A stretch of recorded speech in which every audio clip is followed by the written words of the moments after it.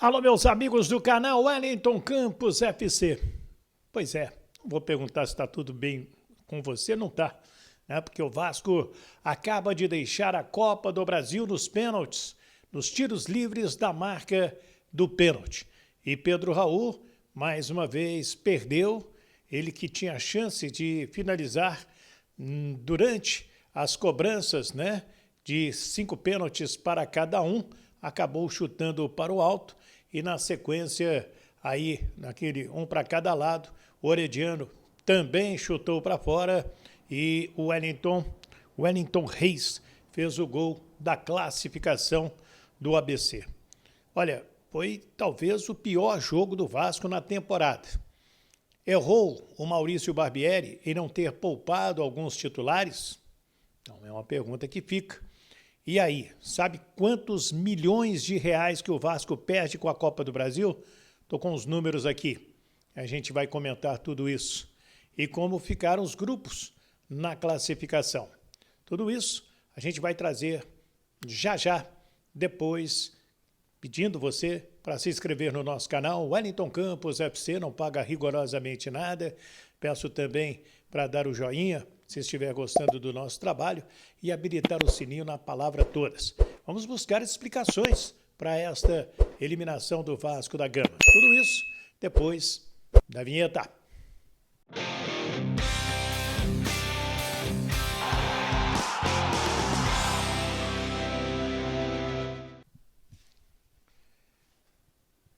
Pois é, meus amigos do canal Wellington Campos FC. Infelizmente, o Vasco está fora da Copa do Brasil. Perdeu nos pênaltis para a equipe do ABC. Foi talvez a pior atuação do Vasco na temporada. Quero a sua opinião também, né? E quero, antes, pedir para que vocês acompanhem o trabalho da equipe da doutora Camila Paz, uma grande cirurgiã dentista especializada em harmonização orofacial.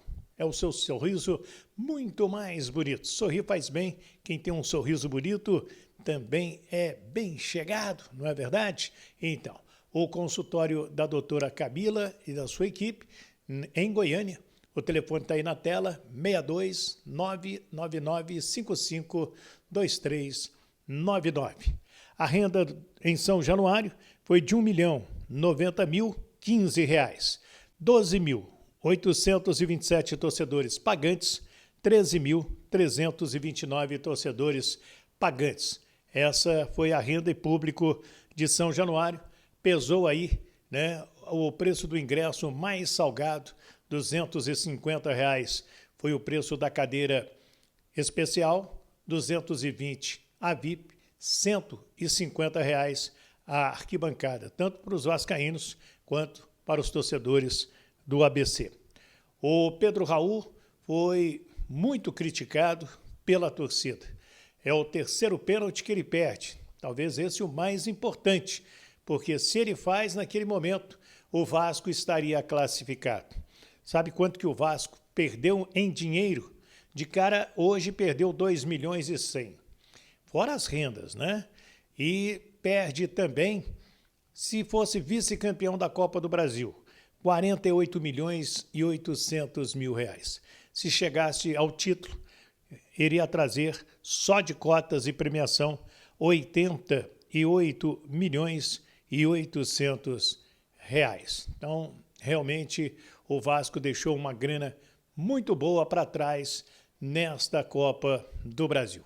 Vamos então, a partir de agora, repercutir esta derrota nos pênaltis, a eliminação do Vasco na Copa do Brasil. E não dá muito tempo para ficar chorando a Copa do Brasil, não. Já tem que juntar os cacos e pensar no Flamengo no domingo.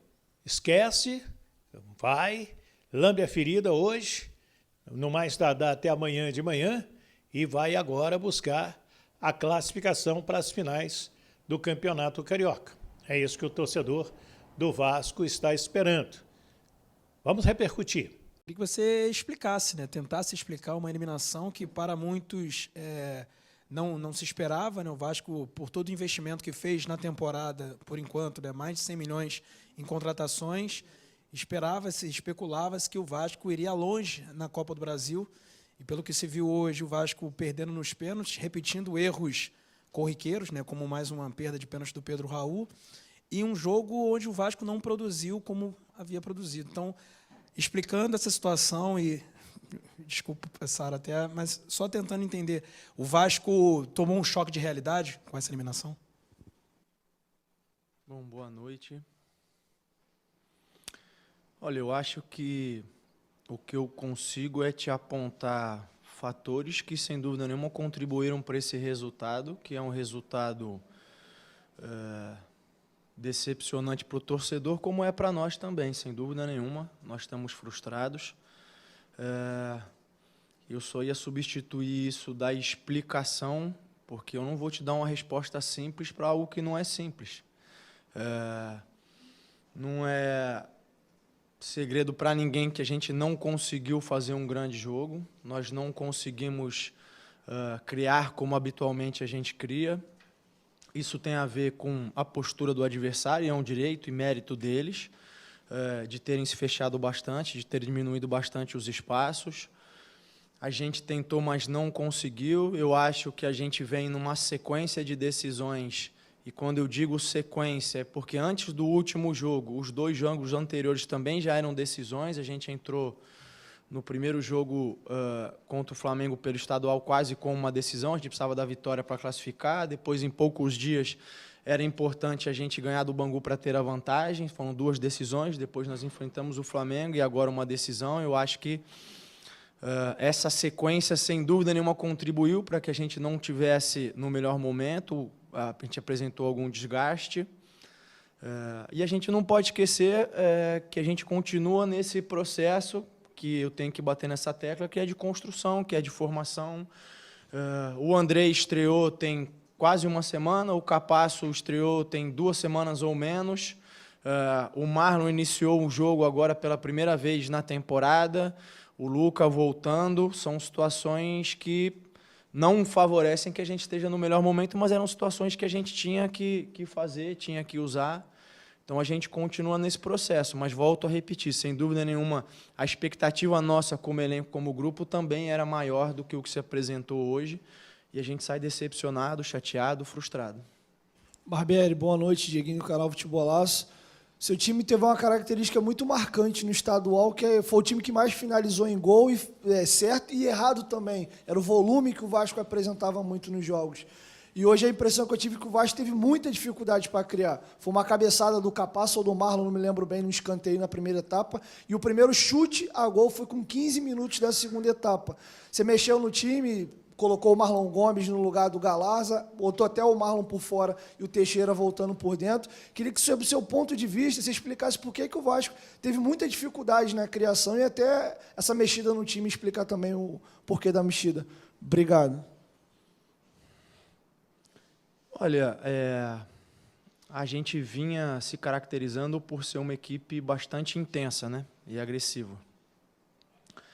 Agora, é difícil você ser intenso quando tem pouco espaço. Isso tem a ver com a postura do ABC, que marcou a maior parte do tempo com os 11 jogadores muito dentro da área, ou na frente da área, tirando espaço. A gente conversou sobre isso. Era importante que a gente buscasse mais finalizações de fora, e isso é um ponto que a gente fez pouco. Eu lembro de uma do Eric, no segundo tempo. Faltou a gente finalizar mais de fora da área.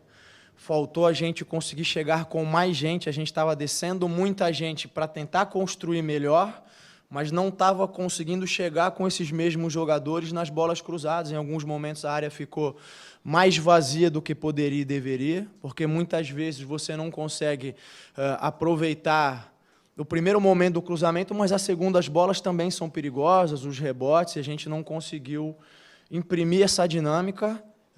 Tem a ver com a postura do adversário, da gente não ter conseguido encontrar soluções. A ideia do Marlon era de ter alguém que pudesse fazer o corredor, que tem o drible, que tem a dinâmica, que sabe flutuar por dentro se for necessário.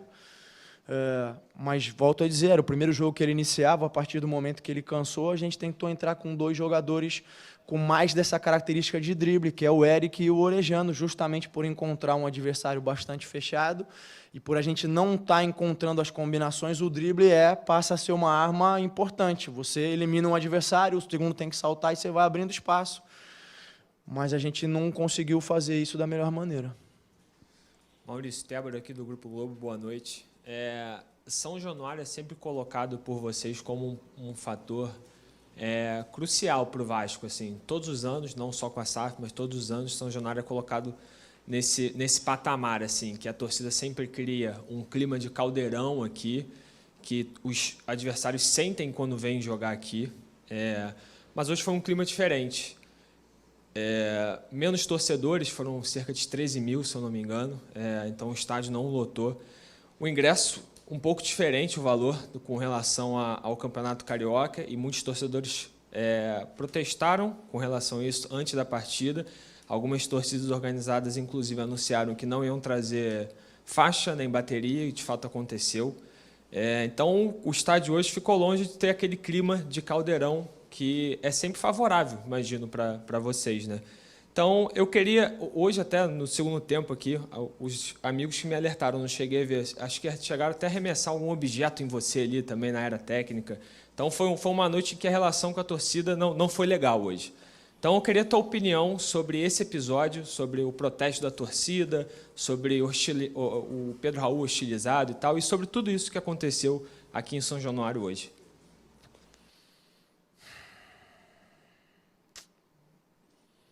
Olha, o que eu posso te dizer é que tudo aquilo que a gente enfatizou muitas vezes é o que de fato a gente sente, que quando o estádio está cheio, que quando a torcida está do nosso lado, a gente é muito mais forte. E quando isso não acontece, sem dúvida nenhuma, para nós falta alguma coisa. Eu não posso atribuir de maneira nenhuma o resultado a isso, né? A gente precisa saber se comportar em diferentes condições, foi o que a gente procurou fazer. É um grupo que se doa bastante, que trabalha bastante. Eu sei que, nesse momento, ninguém quer ouvir isso. As pessoas querem um resultado, a gente entende e está trabalhando para entregar. E é isso. Poderia estar mais cheio, poderia ter tido um contexto diferente que nos ajudasse mais? Sim, poderia, mas a gente também não pode depender disso, nós como jogadores, né? Então, a gente tem que procurar sempre fazer o melhor trabalho, se comportar da melhor maneira, e volto a dizer, a gente é ciente de que hoje a gente não conseguiu imprimir o melhor jogo, e é um objetivo que cai, não é o fim da temporada, não é o fim do trabalho, não é nada disso. Claro que a gente tem que sentar, tem que rever, tem que fazer os ajustes e tem que melhorar. Não tem outro caminho, esse é o único caminho a seguir. Barbieri, boa noite. Luca Biscara do GE. Cara, queria te perguntar em relação ao Pedro Raul, que ele é o artilheiro do Vasco na temporada, um jogador que está com ótimos números, né? 7 gols, fora as assistências, mas mesmo assim a torcida pega um pouco no pé dele. Hoje ele perdeu o 3º pênalti que ele bateu pelo Vasco, e foi logo o último, né? O 5º pênalti que poderia ter consagrado a classificação. Queria saber como é que foi essa decisão ali para ele bater esse último pênalti, se foi uma decisão sua, dos jogadores, e como é que foi a conversa com ele no vestiário. Acredito que ele deve estar um pouco cabisbaixo, mas é um cara que sempre se mostra muito confiante, né? Sempre fala muito bem, que acredita nele mesmo. Então, se você pudesse me responder isso, seria ótimo. Obrigado. Olha, a gente sempre treina as penalidades em véspera de jogo, a gente sempre avalia aqueles que estão batendo melhor ou não. Até por isso a gente colocou outros jogadores na frente, entendendo esse contexto do Pedro. E se o Pedro não fosse o 5º, talvez o único jogador que a gente tivesse ali de uma hierarquia um pouquinho maior seria o Léo, que é um zagueiro que bateu depois o 6º pênalti, fez. Então, assim, eu não gostaria de entrar assim, devia ter sido esse ou aquele, porque aí eu tô fazendo avaliação em cima do que aconteceu, né? O Pedro é um camisa 9, é um jogador acostumado a fazer gol, é um jogador acostumado com esses momentos. A gente fez um levantamento dos jogadores de aproveitamento, não só do aproveitamento dos pênaltis, mas aqueles que tinham batido em decisão e tinham acertado, e o Pedro era um deles. Ele já tinha batido pênaltis em decisões e tinha acertado, assim como o Miranda, que entrou mais no final porque era um bom batedor, o Nenê, o Puma e assim por diante. Infelizmente, ele perdeu. É um momento, além do resultado para nós como equipe, é um momento difícil para ele. O que a gente precisa fazer agora é apoiá-lo, independente se é ele que vai bater o próximo pênalti ou não. Ele é um jogador muito importante para a gente, tem ajudado demais, é o momento da gente se fortalecer, de dar força para ele. Conversei com os jogadores, eu acho que, de uma maneira geral, mesmo a gente não fazendo um bom jogo, nós fomos uma equipe que buscou o resultado, buscou atacar, buscou enfrentar o adversário, que veio numa postura defensiva e é direito deles. Acho que isso, por si só, traz um elemento, vamos dizer assim, de injustiça, porque a gente procurou jogar, procurou buscar, procurou tentar atacar, mesmo que não tenha feito da melhor maneira. E eu disse para eles, a vida é assim, as injustiças vão acontecer, os sentimentos vão aparecer. O mais importante desse momento em diante, já que nós não podemos voltar atrás, é como nós vamos reagir a isso, e a gente tem aí 2 dias para se recuperar, para levantar a cabeça e para tentar dar a volta por cima num jogo que é importante para a gente também. Boa noite, Barbieri, Jaque Jesus, JJ TV Esportes. Na sua análise, quais foram os principais erros do Vasco, taticamente, que você pode corrigir, já pensando já no próximo compromisso, né, do Cruz Maltino contra o Flamengo domingo pela semifinal do Carioca? Olha, eu acho que eu vou voltar naquilo que eu falei anteriormente. Eu acho que a gente não conseguiu imprimir um ritmo para gerar mais desequilíbrio na defesa deles. Como era uma defesa muito baixa, faltou a gente finalizar mais de fora. Faltou a gente chegar com mais gente na área, nos cruzamentos, quando a gente conseguiu combinar e cruzar. Agora, é difícil fazer disso uma avaliação para o jogo de domingo. O Flamengo é uma outra equipe, com uma outra característica, com uma outra dinâmica. Então, o que a gente tem que fazer agora é voltar um pouquinho no jogo anterior, recuperar os jogadores e tentar estabelecer uma estratégia para a gente conseguir competir com eles e buscar fazer um resultado diferente no domingo. Barbieri, boa noite. Roberta Barroso, da ESPN. Mas como é que vocês chegam agora para esse jogo contra o Flamengo domingo, né? Porque a torcida até estava ali com aquela ponta de esperança, porque é uma vitória simples que vocês precisam, e a gente viu o torcedor hoje, claro, saindo daqui bastante chateado. Como é que é chegar para essa partida também decisiva com a cabeça quente, né? Não, a gente chega precisando do mesmo resultado simples. É evidente que esse resultado traz um peso, mas aí envolve a maturidade da gente como equipe saber virar a chave. Não, a gente não pode fazer mais nada sobre o que aconteceu aqui, infelizmente. É virar a chave, olhar para frente, procurar fazer boas escolhas, tomar boas decisões. Eu acho que no último jogo, apesar da gente sair com um resultado adverso, a gente conseguiu enfrentar eles e fazer um jogo parelho, um jogo equilibrado. A ideia é que a gente possa equilibrar novamente, aproveitar melhor as nossas oportunidades, ceder menos oportunidades a eles. Não tem segredo, tem que virar a chave, tem que seguir em frente. A temporada é assim. Infelizmente, nesse momento, acabou ficando curto para a gente. O tempo das decisões é algo que a gente não controla e é algo que a gente tem que se preparar. Barbieri, boa noite. Rafael De Angeli, TV Globo. O quanto essa eliminação atrapalha ou interfere no que você tinha planejado para a temporada como um todo, né? Quanto você contava com a Copa do Brasil, até para a formação do time, até para você ver essa equipe disputando um torneio de mata-mata, um torneio eliminatório, diferentemente do que vai ser a Série A ou do que é o Campeonato Estadual. Então, dentro do que você tinha planejado para o ano, quanto interfere essa eliminação hoje? Olha, eu acho que nós como clube, eu não estou falando só de mim, estou falando nós como clube, a manifestação, enfim, até da própria direção, a gente nunca escondeu que a prioridade é o Campeonato Brasileiro, né? É a grande competição, é a gente procurar chegar da melhor forma. O que a gente vinha e eu vinha construindo com os jogadores é que a Copa do Brasil, justamente por ser um campeonato eliminatório e você ter menos jogos, possibilitava que a gente pudesse chegar mais longe, a gente precisava estar bem nesses momentos, mas hoje a gente não esteve bem. Eu não acho que vai ter um impacto para a sequência do Campeonato Brasileiro, mas é uma frustração que a gente fica e tem que usar como aprendizado.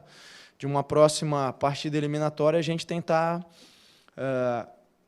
jogar melhor do que a gente jogou hoje, usar o jogo para desenvolver questões que a gente precisa desenvolver. Quando enfrentar um adversário dessa maneira tão fechado como foi, a gente conseguir imprimir dinâmicas diferentes, conseguir gerar mais espaço, faz parte de um processo de construção do time, da maneira de jogar, de entender aonde a gente errou, onde a gente falhou e levar adiante. Acho que é isso. Barbieri, Bruno Marinho, do Globo. Eu queria saber, você está satisfeito com o desempenho do Andrei como primeiro volante? Sim, sim. Olha, eu acho que tem se levantado uma polêmica sobre isso e eu, sinceramente, vou dividir com vocês. E eu não entendo, mas é a minha opinião, como vocês têm a opinião de vocês. Eu não entendo como o Andrei pode ser o primeiro volante de uma seleção brasileira que ganhou o Sul-Americano, que está classificado para o Mundial, como o Andrei pode ser convocado para a seleção brasileira principal e não pode jogar no Vasco. Eu não entendo. Agora, o Andrei é um menino de 19 anos. Mesmo fazendo tudo isso que ele fez, mesmo sendo vendido para o Chelsea pelo valor que ele foi, ele continua sendo um menino de 19 anos, que precisa jogar, que precisa se desenvolver, que em alguns momentos vai entregar muita coisa, em outros vai oscilar. Eu não acho que ele fez um jogo ruim, eu não acho que no jogo anterior o adversário levou vantagem em cima dele por questões de marcação, muito pelo contrário, e é um jogador que tem jogo, que se associa, que combina, que acha passes. Não entendo o questionamento em relação ao Andrei, sinceramente. Agora, o Rodrigo vinha bem, com certeza. Mas para botar os dois, alguém tem que sair. Só jogam 11. E aí vai a escolha, vai a leitura do adversário, vai tudo aquilo que a gente vem trabalhando. É um menino fantástico, tem que se dedicado, tenho certeza que vai melhorar, vai crescer, porque, volto a repetir, tem 19 anos. Espero que ele possa ajudar bastante a gente nessa sequência. Boa noite, Barbieri. Thiago, da Band.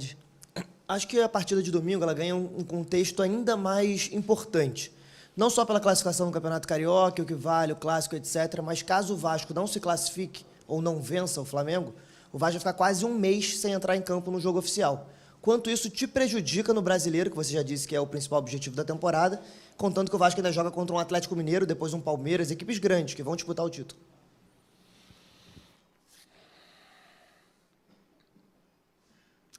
Olha, eu acho que tem duas situações.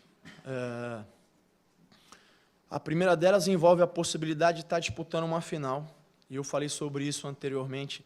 Esses são os tipos de experiência que ajudam a fortalecer uma equipe em construção, uma equipe em desenvolvimento.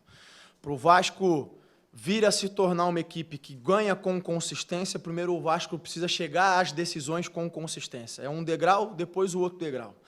Então, a gente teve uma dificuldade natural da primeira fase, teve 2 jogos em que a gente viajou com um grupo principal, jogou um outro grupo aqui. Boa parte desse grupo que jogou esses 2 jogos nem está mais aqui. Então, se a gente for considerar que a gente... Não vou dizer que a gente teve 2 jogos a menos, mas nessa circunstância, talvez se a gente tivesse conseguido, talvez a gente tivesse até sido campeão na Taça Guanabara, tivesse tido 2 vitórias lá. E chegou um dado momento em que até a classificação estava em risco. Vocês mesmo colocaram isso, foi o que eu falei da questão das decisões e sequência. Chegou um momento que se a gente não vencesse o Flamengo, talvez a gente não tivesse nem a possibilidade de brigar pela classificação, e a gente classificou, e esse é um fato extremamente positivo. A partir do momento que a gente chega aqui, o nosso desejo, claro que é chegar à final, porque isso fortalece esse desenvolvimento e essa construção de equipe. A questão de ficar um mês sem jogar... É ruim por essas 2 questões. Pela questão de ficar sem jogar, mas também por perder essa possibilidade de experiência. Então, assim, agora a gente tem que jogar. Eu não posso contar com isso antes. Então, a ideia é que a gente possa virar a chave, possa absorver a dor dessa derrota aqui, possa se preparar da melhor maneira, possa conquistar um resultado positivo, que é o que a gente vai buscar com todas as nossas forças no domingo. E se a gente chegar na final, que é o nosso objetivo, a gente ganha a possibilidade de crescer como equipe, de estar disputando um título e ainda ganha mais 2 jogos importantes antes do Brasileiro. Se eventualmente isso não acontecer, eu vou reforçar, não é o nosso desejo, não é o que a gente quer, e a gente vai trabalhar para acontecer. Se não acontecer, a gente vai ter que usar esses 30 dias da melhor maneira para conhecer esses jogadores que chegaram há pouco tempo, para eu ver a melhoria dos jogadores que estão saindo do DM, a evolução deles e se fortalecer como equipe para o Brasileiro. Barbieri, boa noite. Você falou um pouco sobre as dificuldades do Vasco de, não tanto de criar sim, mas principalmente de finalizar, falou do cansaço do Marlon, chamou a atenção que a primeira substituição, se eu não me engano, foi aos 21 minutos, depois você faz 3 aos 27, e nesse momento a torcida até pegou bastante no seu pé. Então eu queria que você falasse um pouco desse tempo, né? Porque é um Vasco que já não tinha tido muitas oportunidades no primeiro tempo e o segundo ainda demora bastante para trocar.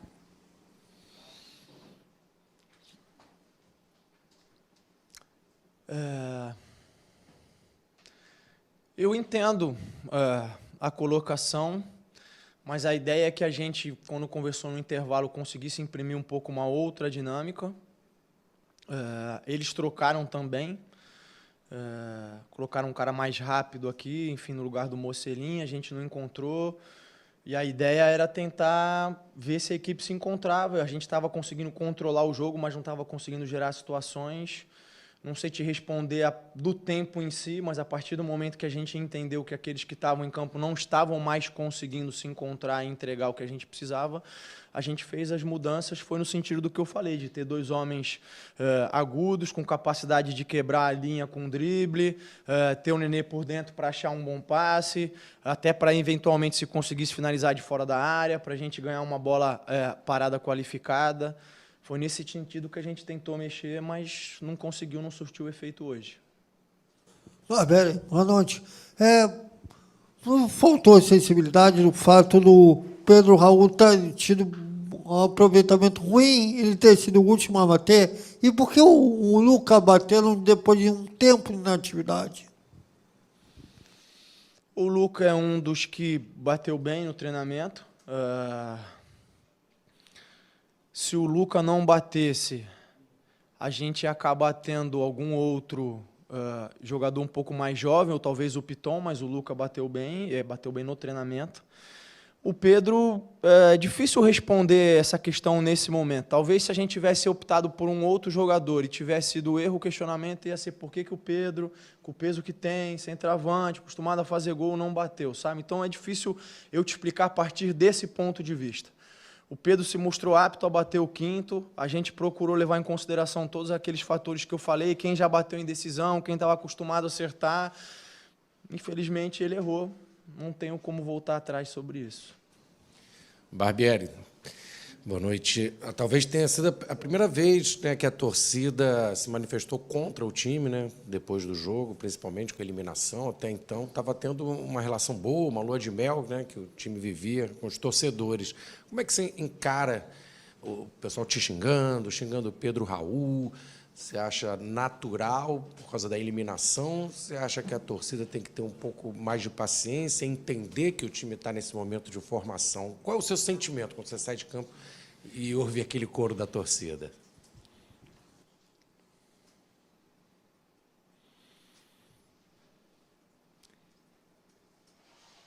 É uma pergunta difícil.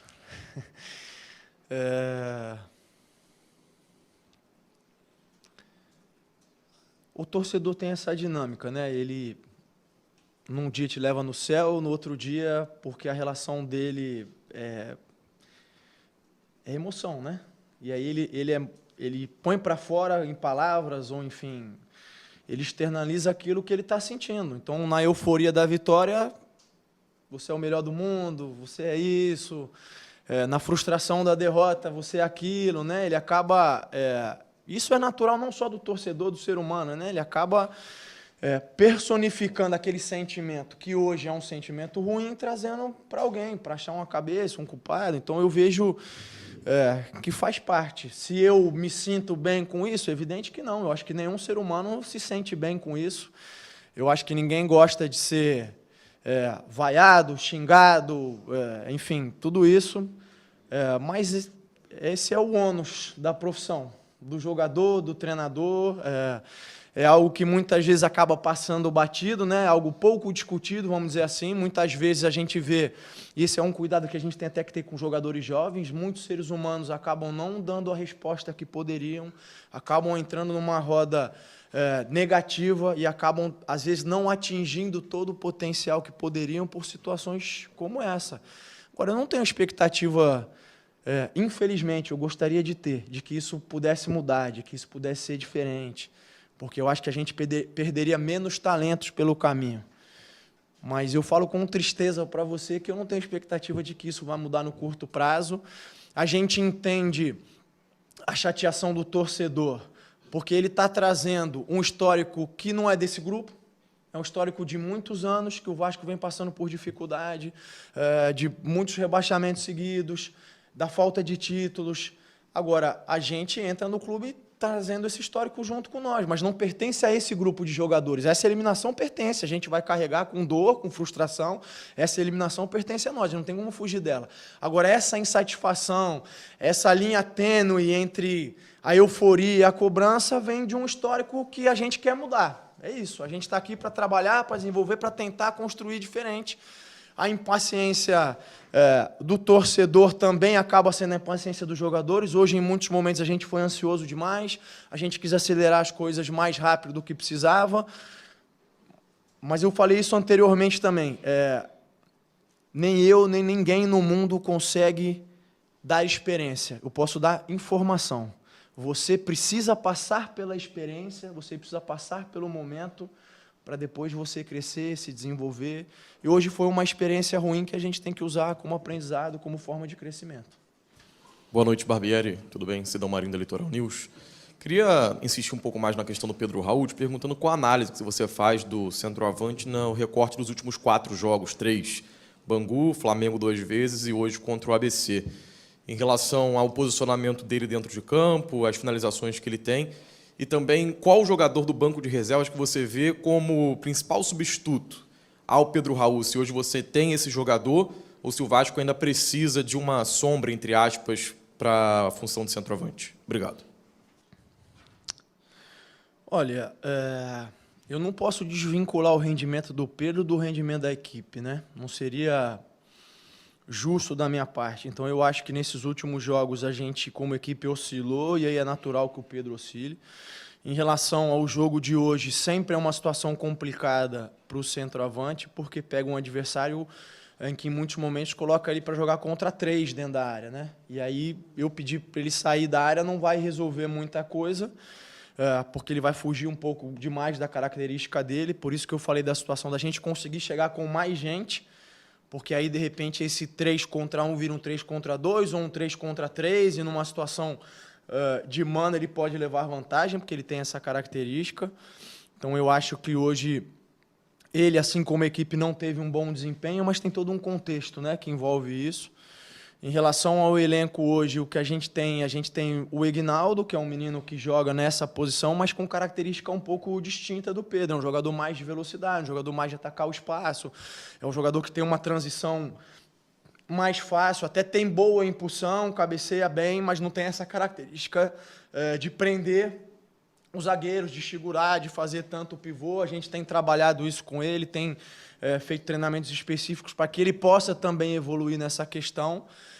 Depois a gente tem alguns outros jogadores que podem eventualmente atuar como um número 9, mas que não tem a mesma característica do Pedro. Então a gente segue trabalhando e buscando as soluções. Então, o técnico Maurício Barbieri, a sua entrevista coletiva, que durou aí aproximadamente meia hora. Não fugiu de nenhuma pergunta, respondeu a todos. E sobre o Pedro Raul, ele disse, era o cara habilitado naquela hora para cobrar o pênalti. E se outro fosse colocado no lugar dele, se perdesse, as cobranças seriam as mesmas. Segundo ele, é um momento de crescimento e esse jogo contra o ABC não cabe como comparação para o jogo com o Flamengo, que é outra história. Tomara, porque o torcedor do Vasco está esperando e quer a classificação no próximo domingo. Comente aí, o que você achou da entrevista coletiva do Maurício Barbieri? Quero ver e quero ler também a sua opinião.